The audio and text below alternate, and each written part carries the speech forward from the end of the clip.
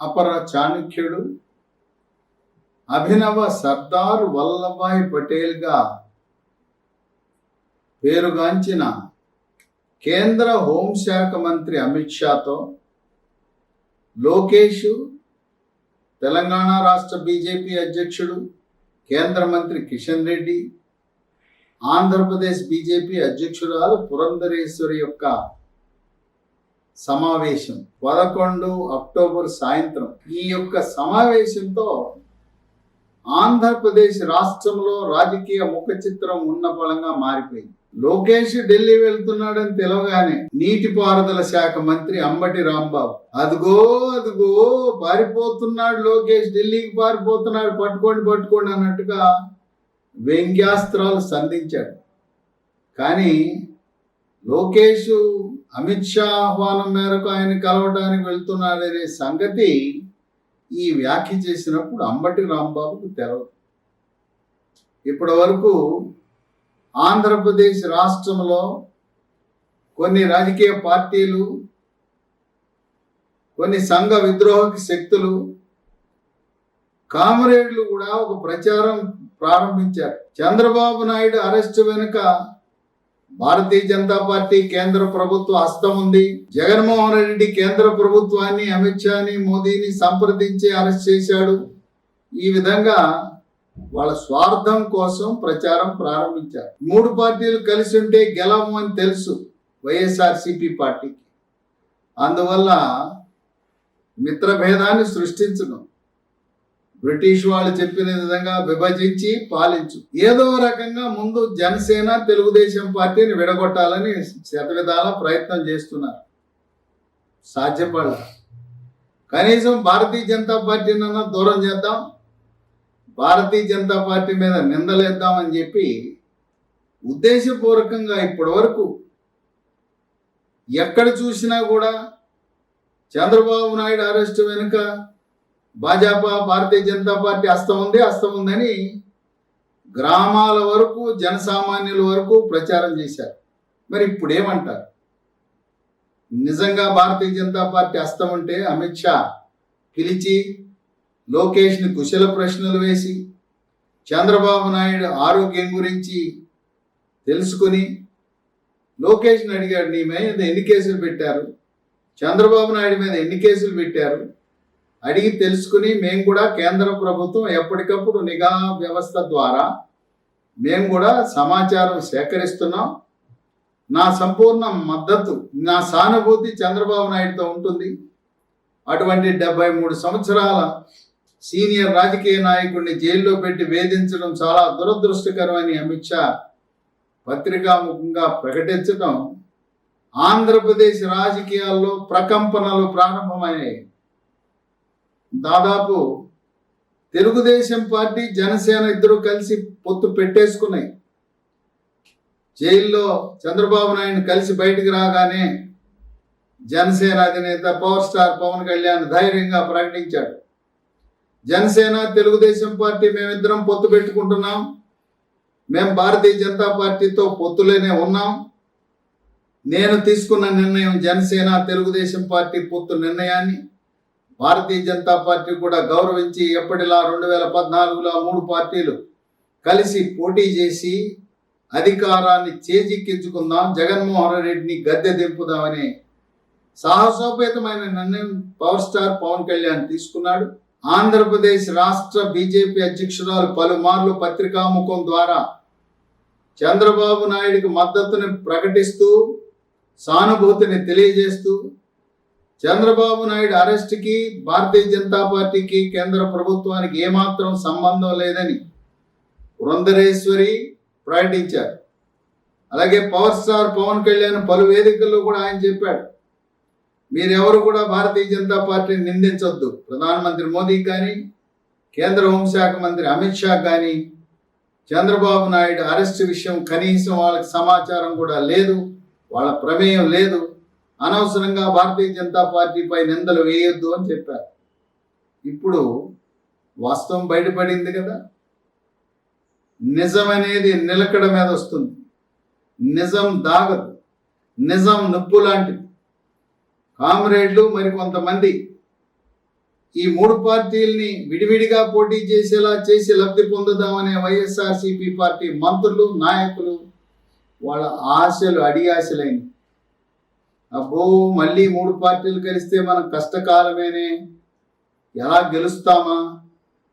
తర్వాత దసరా పండుగ రోజుకి ఆంధ్రప్రదేశ్ రాష్ట్ర పరిపాలన క్యాంప్ ఆఫీస్ రూపంలో ముఖ్యమంత్రి క్యాంపు కార్యాలయాలు, మంత్రుల క్యాంపు కార్యాలయాలు, కార్యదర్శులు, ప్రధాన కార్యదర్శుల కార్యాలయాలు క్యాంపు కార్యాలయాల రూపంలో విశాఖలో ఋషికొండపై పరిపాలన ప్రారంభం కాబోతా ఉంది విజయదశమి రోజు. అటువంటి సందర్భంలో ఈ మూడు పార్టీలు కలిస్తే మనకు పుట్టగతులు ఉండవు. 2014లో ఏ విధంగా పరాభవాన్ని ఎదురు చూసామో అదే విధంగా జరుగుతుందని వాళ్ళు నిన్నటి వరకు ఆనందంగా ఉన్నారు. వాళ్ళు కేంద్ర హస్తం ఉన్నది చంద్రబాబు నాయుడు అరెస్ట్ అనే విషయంలో ప్రజలకు తప్పుడు సమాచారం ఇవ్వటంలో సఫలీకృతమైన ఆనందపడుతున్న వైఎస్ఆర్సీపీ నాయకులకు అమిత్ షా పిలిచి మాట్లాడి ఆయన యొక్క నైతిక మద్దతు ఇవ్వటం అనేది వీళ్ళు జీర్ణించుకోలేకపోతా ఉన్నది వైఎస్ఆర్సీపీ పార్టీ. ఏం చేయాలి, ఎలా ఎదుర్కోవాలి ఈ సంకటం? మళ్ళీ ముగ్గురు కలిసిపోయారే. ఎందుకంటే గతంలో అమిత్ షా జూన్ నెలలో అమిత్ షానే ఆహ్వానించి చంద్రబాబు నాయుడుతో మాట్లాడి సూత్రప్రాయంగా తెలుగుదేశం, జనసేన, బీజేపీ కూటమిగా ఏర్పడి పోటీ చేద్దామని చెప్పడం జరిగింది. తదుపరి జేపీ నడ్డా, ఎన్టీఆర్ ఆయన స్మారకార్థం ఒక నాణ్యాన్ని విడుదల చేసినప్పుడు రాష్ట్రపతి ఆ సందర్భంగా కూడా ఏకాంతంగా జేపీ నడ్డా, చంద్రబాబు నాయుడు మాట్లాడుకున్నారు, ముచ్చడించుకున్నారు. కానీ అరెస్ట్ అయిన తర్వాత కొన్ని అనుమానాలను ఉద్దేశపూర్వకంగా కామ్రేడ్లు, వైఎస్ఆర్సీపీ నాయకులు ఈ అరెస్ట్ వెనకాల బీజేపీ హస్తం ఉందని ప్రచారం చేశారు. ఇక ఇప్పుడు మళ్ళీ ఆనాడు ఏదైతే అమిత్ షాతో, జేపీ నడ్డాతో కలిసి మాట్లాడారో మూడు పార్టీలు కూడా కలిసి పోటీ చేయడానికి రంగం సిద్ధమైంది. ఇప్పుడు మూడు పార్టీలు కూడా ఒక సీట్ అటైనా ఇటైనా పర్వాలేదు, మన నాయకులను మనం ఒప్పించుకుందాం, మీరు త్యాగరాజుల కండి, త్యాగం చేయండి, వైఎస్ఆర్సీపీ పార్టీని గద్దె దింపడం అనే ఏకైక లక్ష్యంగా సహకరించండి. సహకరించిన వాళ్ళకి మీకు ఎమ్మెల్సీలు ఇస్తాం, రాజ్యసభ ఇస్తాం, కార్పొరేషన్లు ఇస్తాం. పోటీ చేయకపోయినా మిమ్మల్ని ఎమ్మెల్సీ చేసి మంత్రిగా కూడా అవకాశం ఇస్తామని కొంతమందికి చెప్పబోతున్నారు. ఆ విధంగా జనసేన, తెలుగుదేశం పార్టీ, బీజేపీ మూడు పార్టీలు కూడా తమ నాయకులను ఒప్పించి మూడు పార్టీలు కూడా త్యాగాలకు సిద్ధమైంది. ఏ నియోజకవర్గం పైన కూడా పట్టుపట్టకుండా అక్కడుండే సామాజిక వర్గము, గెలుపు అభ్యర్థి, గెలిచే అభ్యర్థి ఆ భౌగోళిక పరిస్థితులను బట్టి ముందుకు సాగాలి. ఒకటి అటైనా ఇటైనా సంఖ్యతో పరిమితం కాకుండా 4 సీట్లు అటో ఇటో అనే విధంగా మూడు పార్టీలు ముందుకు సాగుతున్నాయి. ఇప్పటికే ఊహాగానాలు ప్రారంభమైనవి. భారతీయ జనతా పార్టీ 2014 ఎన్నికల్లో 4 లోక్సభ సీట్లలో పోటీ చేసింది. విశాఖ, నర్సాపురం, రాజంపేట, తిరుపతి 2 గెలిచింది. వైజాగ్, నర్సాపురం గెలిచింది, 2 ఓడింది. 13 అసెంబ్లీ నియోజకవర్గాల్లో అప్పుడు పోటీ చేసింది. అదేవిధంగా కనీసము 4 లోక్సభ, అది 6 కూడా వెళ్ళే అవకాశం ఉంది. 6 లోక్సభ సీట్లు, మళ్ళీ గతంలో వల్లనే 13 అసెంబ్లీ సీట్లలో భారతీయ జనతా పార్టీ పోటీ చేసే అవకాశం ఉంది. కొన్ని ఊహాగానాలు. ఇప్పుడు మళ్ళీ మూడు పార్టీలు కలిసినాయి. అమిత్ షా, లోకేష్, కిషన్ రెడ్డి, పురంధరేశ్వరి సమావేశం తర్వాత మళ్ళీ భారతీయ జనతా పార్టీ నాయకులు రంగం సిద్ధం చేసుకుంటున్నారు. పోటీకి అస్త్రశస్త్రాలు రెడీ అవుతున్నారు. లోక్సభ సీట్లు పరిశీలనలో పరిగణలో ఉన్నాయి. మొట్టమొదటిది విశాఖ, ఆమె సీటు గ్యారంటీ. పురంధరేశ్వరి అక్కడ పోటీ చేయబోతా ఉంది. పోటీ చేసిన తర్వాత పురంధరేశ్వరి కేంద్ర మంత్రివర్గంలోకి ఆమె స్థానం పొందబోతా ఉంది. మూడవసారి క్యాబినెట్ హ్యాట్రిక్, ప్రధానమంత్రి మోదీ మూడోసారి పదవిని అలంకరించిన క్యాబినెట్లో పురంధరేశ్వరి కేంద్ర మంత్రిగా బాధ్యతలు చేపట్టనుంది.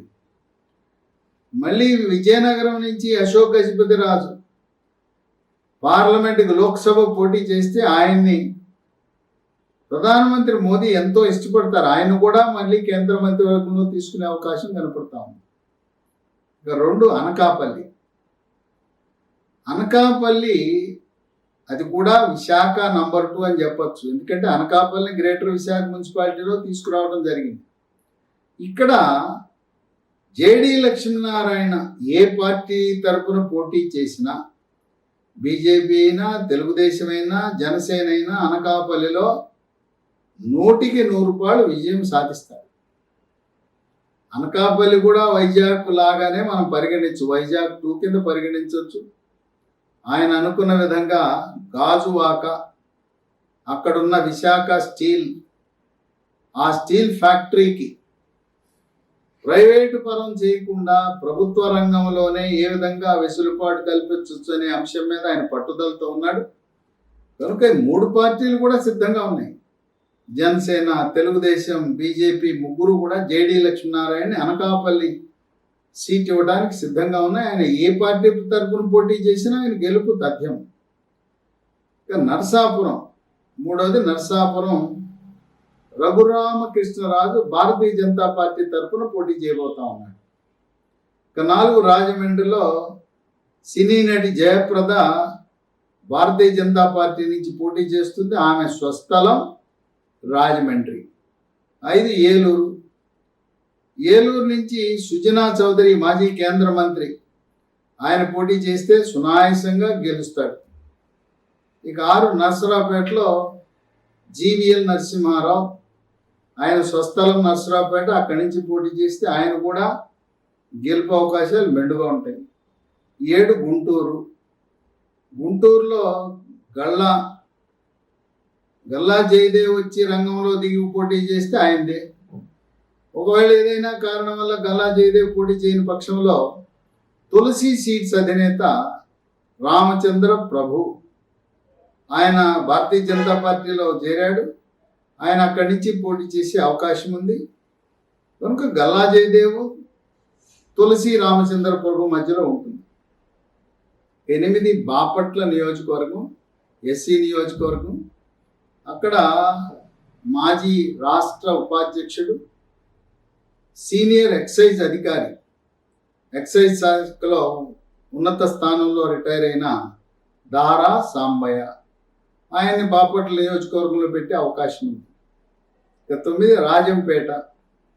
మాజీ ముఖ్యమంత్రి నల్లారి కిరణ్ కుమార్ రెడ్డిని రాజంపేటలో పోటీకి పెట్టి అక్కడ మిథున్ రెడ్డిని ఓడించాలనే వ్యూహంతో భారతీయ జనతా పార్టీ ఉంది.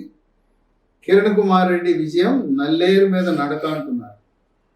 ఇక 10 తిరుపతిలో మాజీ కర్ణాటక ప్రధాన కార్యదర్శి, ఉప ఎన్నికలో పోటీ చేసి ఓటమి చెందిన రత్నప్రభ కానీ, లేదు సీనియర్ ఐఏఎస్ అధికారి, ఆంధ్రప్రదేశ్ ప్రభుత్వ సేవల్లో రిటైర్ అయిన దాసరి శ్రీనివాస్, వీళ్ళిద్దరిలో ఒకరికి తిరుపతి ఎస్సీ రిజర్వ్డ్ లోక్సభ సీట్ని ఇవ్వాలనే ఆలోచనలో ఉన్నారు.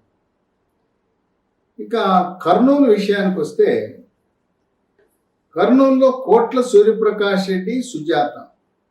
గతంలో కోట్ల సూర్యప్రకాష్ రెడ్డి లోక్సభ సీటుకి ఆయన భార్య సుజాత ఆలూరులో పోటీ చేశారు. వాళ్ళిద్దరిలో ఒకరికి సీట్ ఇచ్చి రెండవ సీటు భారతీయ జనతా పార్టీ బోయ సామాజిక వర్గానికి చెందిన సీనియర్ దంత వైద్యుడు, పార్థ డెంటల్ క్లినిక్స్ అని ఇరు తెలుగు రాష్ట్రాల్లో నిర్వహిస్తున్న డాక్టర్ పార్థ సారథి. కోట్ల సూర్యప్రకాష్ రెడ్డి లోక్సభకు పోటీ చేస్తే పార్థసారథికి ఆలూరులో ప్రస్తుత బోయ సామాజిక వర్గానికి చెందిన జయరాం మంత్రి ఉన్నాడు, ఆయనతో పోటీ. లేదు సుజాత పోటీ చేస్తే బీసీ సామాజిక వర్గానికి చెందిన పార్థసారథి కర్నూలు లోక్సభ నుంచి పోటీ చేయటం. ఒక కుటుంబంలో 2 సీట్లు ఇచ్చే అవకాశం తక్కువ. అందువల్ల కోట్ల సూర్యప్రకాష్ రెడ్డి నిర్ణయం ప్రకారం డాక్టర్ పార్థసారథి భారతీయ జనతా పార్టీ తరఫున ఆలూరు శాసనసభకు కానీ లేదు కర్నూలు లోక్సభకు కానీ పోటీ చేసే అవకాశాలు ఉన్నాయి. ఈ లోక్సభ సీట్ల యొక్క ఆలోచన విధానం. ఇక అసెంబ్లీలకు వస్తే కొన్ని అసెంబ్లీలో గతంలో గెలిచి ట్రాక్ రికార్డు ఉన్న వాళ్ళకి మళ్ళీ అవే సీట్లు ఇస్తారు. మొట్టమొదటి విశాఖ నార్త్. ఇంతకుముందు బీజేపీ ఫ్లోర్ లీడర్గా ఉన్న విష్ణుకుమార్ రాజు ఆయన రంగం సిద్ధం చేసుకున్నాడు, అక్కడ పోటీ చేస్తే గెలుస్తాడు. 2 విశాఖ సౌత్కి ప్రస్తుతం తెలుగుదేశం పార్టీ నుంచి వాసిపల్లి గణేష్ వైఎస్ఆర్సీపీలోకి వెళ్ళటం వల్ల అక్కడ ఖాళీ వచ్చింది. అక్కడ మాజీ ఎమ్మెల్సీ మాధవ్కి ఇచ్చే అవకాశం కనపడతా ఉంది. 3 కైకలూరు డాక్టర్ కామినేని శ్రీనివాస్ మాజీ వైద్య ఆరోగ్య శాఖ మంత్రి గెలిస్తే మళ్ళీ ఆయనకి అదే శాఖ ఆయన వరించే అవకాశాలున్నాయని విశ్లేషకులు భావిస్తున్నారు. ఈయన రాష్ట్ర వైద్య ఆరోగ్య శాఖ మంత్రిగా ఉన్నప్పుడు ప్రస్తుత బీజేపీ జాతీయ అధ్యక్షుడు జేపీ నడ్డా కేంద్ర ఆరోగ్య శాఖ మంత్రిగా ఉండటం, ఆ ఇద్దరు ఒకరికొకరు సహకరించుకుంటూ ఆంధ్రప్రదేశ్ రాష్ట్రానికి అందరికంటే ఎక్కువ బడ్జెట్ కేటాయింపులు తెచ్చిన డాక్టర్ కామినేని శ్రీనివాస్. 4 గుంటూరు పశ్చిమ జాతీయ కార్మిక సంక్షేమ బోర్డు చైర్మన్, కేంద్ర లేబర్ మంత్రిత్వ శాఖ కార్మిక మంత్రిత్వ శాఖ అనుబంధంగా ఉండే బోర్డుకి చైర్మన్గా చేసి గతంలో గుంటూరు లోక్సభ పోటీ చేసిన వల్లూరి జయప్రకాష్ ఆయన పేరు పరిశీలనలో ఉంది. ఇక 5 నర్సరావుపేట. గతంలో నర్సరావుపేట నుంచి బీజేపీ పోటీ చేసింది. దాన్ని ఒకవేళ తులసి సీట్స్ రామచంద్ర ప్రభు గుంటూరు లోక్సభ సీటుకు పోటీ చేయడానికి అవకాశం రాకపోతే నర్సరావుపేటను మళ్ళీ తిరిగి బీజేపీ తీసుకుని రామచంద్ర ప్రభుకి ఇచ్చే అవకాశాలు కనపడుతుంది. ఇక 6 పత్తిపాడు. కొన్ని ప్రత్యేక కారణాల వల్ల రావెళ్ల కిషోర్ బాబు భారతీయ జనతా పార్టీని వీడి తెలంగాణలో బీఆర్ఎస్ పార్టీలో చేరడం జరిగింది. ఆయన మళ్ళీ తిరిగి భారతీయ జనతా పార్టీలో గతంలో రాష్ట్ర ఉపాధ్యక్షుడుగా ఆయన చాలా చురుగ్గా పనిచేయడం జరిగింది. భారతీయ జనతా పార్టీలో చేరి పత్తిపాడు నుంచి పోటీ చేయాలి, గుంటూరు జిల్లా పత్తిపాడు నుంచి పోటీ చేయాలి ఎస్సీ నియోజకవర్గం అని మాజీ మంత్రి రావెళ్ల కిషోర్ బాబుకి అవకాశం కనపడతాం. ఇంకా 7 సంతనూతలపాడు. ఇక్కడ బాపట్లలో అవకాశం లభించకపోతే సీనియర్ ఎక్సైజ్ అధికారి దారా సాంబయ్య సంతనూతలపాడులో పోటీ చేశాడు. గతంలో ఎమ్మెల్యేగా కూడా పనిచేయడం జరిగింది. 8 పొద్దుటూరు. ఇక్కడ సీఎం రమేష్ స్వస్థలం. తెలుగుదేశం పార్టీ చాలా బలంగా ఉంది కనుక పొద్దుటూరులో సీఎం రమేష్ పోటీ చేస్తే విజయం సాధించడం తథ్యం. 9 జమ్మల మడుగు. మాజీ మంత్రి ఆదినారాయణ రెడ్డి సునాయాసంగా గెలిచేస్తాడు. 10 ధర్మవరం వరదాపురం సూరి మాజీ ఎమ్మెల్యే, ఆయన విజయం కూడా నల్లేరు మీద నడక. 11 శ్రీకాళహస్తిలో అత్యుత్సాహంగా చాలా బాగా పనిచేస్తున్న యువ నాయకుడు పోల ఆనంద్, ఆయనకు సీట్ ఇస్తే గెలవటం అనేది సునాయాసం. 12 సత్యవేడులో డాక్టర్ శ్రీహరి, ఆయన జాతీయ ఇండియన్ మెడికల్ అసోసియేషన్ ఉపాధ్యక్షుడు, ఆంధ్రప్రదేశ్ ఐఎంఏ అధ్యక్షుడు, వైద్య వృత్తిలో అనేకమైన సేవా కార్యక్రమాలు చేసి సరిలేరు నాకెవరు సేవ చేయటంలో అని చెప్పి ప్రజాదరణ పొందిన డాక్టర్ శ్రీహరి సత్యవేడు ఎస్సీ నియోజకవర్గం. ఇక 13 పాణ్యం. బైరెడ్డి రాజశేఖర రెడ్డి కుమార్తె చాలా చురుగ్గా బీజేపీలో పనిచేస్తూ ఉంది డాక్టర్ శబరి. ఆమె పాణ్యంలో పోటీ చేస్తే గెలిచే అవకాశాలు చాలా మెండుగా ఉన్నాయి. ఈ విధంగా భారతీయ జనతా పార్టీలో లోక్సభ శాసనసభకు ఇప్పటి నుంచే రంగం సిద్ధం చేసుకుని ప్రాథమికంగా జనసేన తెలుగుదేశం కొన్ని సీట్లలో అవగాహన కుదుర్చుకుని వాళ్ళ పని ప్రారంభించారు, వాళ్ళ ప్రచారం ప్రారంభించారు. అదేవిధంగా ఏ ఏ నియోజకవర్గాల్లో భారతీయ జనతా పార్టీ బలంగా ఉందో, బలమైన నాయకులు ఉన్నారు, వాళ్ళు వాళ్ళ నియోజకవర్గాల్లో పని ప్రారంభించి ఇప్పుడు ఆంధ్రప్రదేశ్ ప్రజలకు ఒక స్పష్టత వచ్చింది. ఏంటి ఆ స్పష్టత? చంద్రబాబు నాయుడు అరెస్టు వెనకాల మోడీ, అమిత్ షా, భారతీయ జనతా పార్టీ ప్రమేయము లేదు. రెండోది, ఎంతమంది నారదుళ్ళు రంగప్రవేశం చేసి తెలుగుదేశం, జనసేన, బీజేపీ మధ్యలో తంపులు పెట్టినా, అభిప్రాయ భేదాలు సృష్టించినా ఆ మూడు పార్టీలు కలిసి పోటీ చేస్తాయనే స్పష్టత వచ్చింది. మూడు పార్టీలు కలిసి పోటీ చేస్తే జరగబోయేది 2014 ఎన్నికల ఫలితాలు అవి మళ్ళీ పునరావృతం కాబోతున్నాయి. అమరావతి సెంటిమెంట్, ఎన్నికల ముందు అమరావతిని అభివృద్ధి చేస్తానని గద్దెనెక్కిన తర్వాత అమరావతి రాజధానిని 3 ముక్కలు చేశారనే ఆగ్రహవేశాలతో ఉన్న కృష్ణా, గుంటూరు, పశ్చిమ, తూర్పుగోదావరి జిల్లా, ఆ 4 జిల్లాల్లోనే 67 సీట్లు ఉన్నాయి. 67 సీట్లలో 60కి పైగా కూటమి, మహాకూటమి తెలుగుదేశం, జనసేన, బీజేపీ విజయం సాధించి ఇప్పుడు ఓడలు బండ్లు అవుతాయి, బండ్లు ఓడ అవుతాయి అనే విధంగా ఈ మూడు పార్టీలు కలిసి పోటీ చేస్తే 2024 ఎన్నికల్లో వైఎస్ఆర్సీపీ పార్టీ 25 కంటే తగ్గుతుందని, 150 సీట్లకు పైగా ఈ మూడు పార్టీల కూటమి విజయం సాధిస్తుందని విశ్లేషకులు భావిస్తున్నారు. ఏదేమైనా ఈరోజు ఆంధ్రప్రదేశ్ ప్రజలు, తెలుగుదేశం పార్టీ నాయకులు, బీజేపీ నాయకులు, జనసేన నాయకులు అందరూ కూడా ఊపిరి పీల్చుకున్నారు. కొంతమంది చేస్తున్న ప్రచారం బీజేపీతో దూరమైందా జనసేన, తెలుగుదేశం పార్టీ అనే అనుమానాలకు నివృత్తి చేస్తూ అమిత్ షా తన యొక్క నైతిక మద్దతుని చంద్రబాబు నాయుడుకు ప్రకటించడం పట్ల ఆంధ్రప్రదేశ్ తెలుగుదేశం పార్టీ, జనసేన, బీజేపీ శ్రేణులు హర్షం వ్యక్తపరుస్తున్నాయి.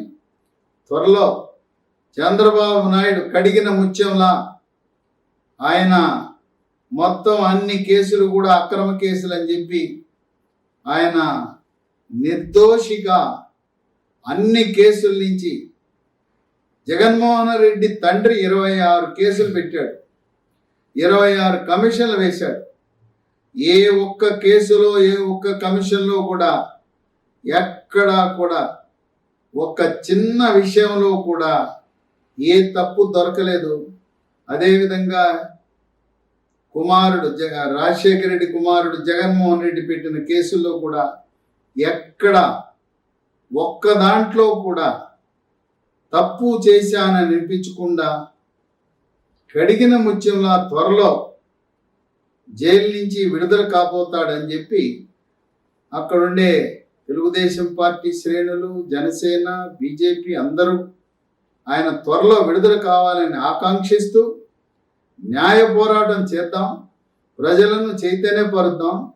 మూడు పార్టీలు కలిసికట్టుగా ఒకే మాట, ఒకే బాట, ప్రజాక్షేమం, ఆంధ్రప్రదేశ్ రాష్ట్ర అభివృద్ధి, అమరావతి రాజధాని, విశాఖపట్నాన్ని ఆర్థిక రాజధానిగా అభివృద్ధి చేద్దాం, అమరావతి పరిపాలనా రాజధానిగా అభివృద్ధి చేద్దాం, కర్నూలు ప్రాంతాన్ని, రాయలసీమ ప్రాంతాన్ని సీడ్ క్యాపిటల్గా చేద్దాం, విత్తనాల రాజధానిగా చేద్దాం, అక్కడ జలవనరులు అభివృద్ధి చేద్దామనే సంకల్పంతో మూడు పార్టీలు కూడా ఆంధ్రప్రదేశ్ రాష్ట్రాభివృద్ధికి కంకణబద్ధులై మళ్ళీ 2014 ఏ విధంగా కలిసి పోరాటం చేశారో అదేవిధంగా పోరాటం చేయడానికి సన్నద్ధం అవటం అనేది ఈ రోజున అమిత్ షా, లోకేష్, పురంధరేశ్వరి, కిషన్ రెడ్డి యొక్క కలయిక ఆంధ్రప్రదేశ్ రాష్ట్ర రాజకీయాలను పునర్నిర్వచించింది. ఒక సంచలనం. వైఎస్ఆర్సీపీ పార్టీ వాళ్ళకి గొంతులో మింగుడు పడటం లేదు, ఏం మాట్లాడలేని పరిస్థితి ఉన్నది. ఇది ఊహించని పరిణామం. లోకేష్ పారిపోయాడు అనే మంత్రి అవాక్కయ్యాడు. పారిపోయాడు అనుకున్నాను, అమిత్ షా దగ్గరికి వెళ్ళి కలిశావా అని చెప్పి ఆయన విస్మయానికి గురయ్యాడు. ఈ విధంగా 3 పార్టీల యొక్క బలంతో జగన్మోహన్ రెడ్డి నవగ్రహాలు ఎన్నిచ్చినా కొంతమంది ఆ లబ్ధిదారులు అంటున్నారు, నీ తాత ఆస్తిస్తున్నావా, నీ తండ్రి ఆస్తిస్తున్నావా, సారా అమ్మి మా భర్తల ఆరోగ్యాన్ని పాడు చేసి నాసిరకం సారా అమ్మి ఆ వచ్చిన డబ్బులతో మాకెందుకు ఇస్తున్నావు, మా ఇంటి ముందు రోడ్డు సరిగా లేదు, మా పిల్లలకి ఉద్యోగాలు లేవు, పరిశ్రమలు లేవు, మేమందరం కూడా ఉపాధి కోసం పక్క రాష్ట్రాలకు వలసపోవాల్సిన అవసరం వచ్చిందని కొంతమంది వాపోతున్న తరుణంలో ఆంధ్రప్రదేశ్ ప్రజలు మార్పు కోరుకుంటున్నారని విశ్లేషకులు